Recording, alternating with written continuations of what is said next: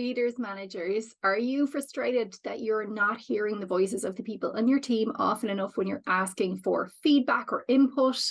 That's what this week's twerk is all about. We've spoken a little bit in the past about share a voice and using a check-in question to improve people's confidence and engagement in calls. And I would encourage you, if you haven't started it, to do that. But this week's twerk is a little different and it's more for the body of the call. Now, this is a particular problem in a hybrid and remote environment. So it's a really, really helpful tool for that. It's called the circle method of facilitation. Rather than presenting your team with an idea, with a concept, with a proposal, and then asking openly for any input, any questions, anybody want to add anything, and crickets, the circle allows you to go to each person and ask them for their input. They're allowed to pass, so it's a very safe environment, but they still speak up because they have to say pass. And it's explicitly giving them an invitation to input. So when you open it up to the group without using the circle method, no matter how much you ask, there are some personalities or levels of confidence or perceptions of power that will make people think that they are actually not in the position to speak up. By doing the circle method, you're opening up that opportunity, you're explicitly asking them, and you'll find you'll get a much, much better response. Go around the circle. So you basically take everybody in the meeting. Maybe you go alphabetically or not alphabetically. Maybe you just go around the videos if you're doing it remotely, and you explicitly ask for input from each participant.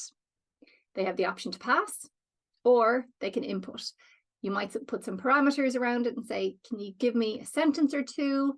Can you give me, some input, no more than a minute each, no more than 2 minutes each, depending on your meeting, depending on the participants, depending on the proposal that you're putting, but everybody gets an explicit opportunity to answer. Nobody is allowed to interrupt while somebody else is speaking. If I have a clarifying question for John, I have to wait till my turn, and then I say, John, when it comes back to you, I would like this clarification, I've got this question, or I want to add something on. And it has to go all the way back around, and it might have been answered by somebody else. That's fine by the time it gets back around to John. As you go around as well, once you've done one full rotation of everybody in the meeting getting the opportunity to input, it goes back around again.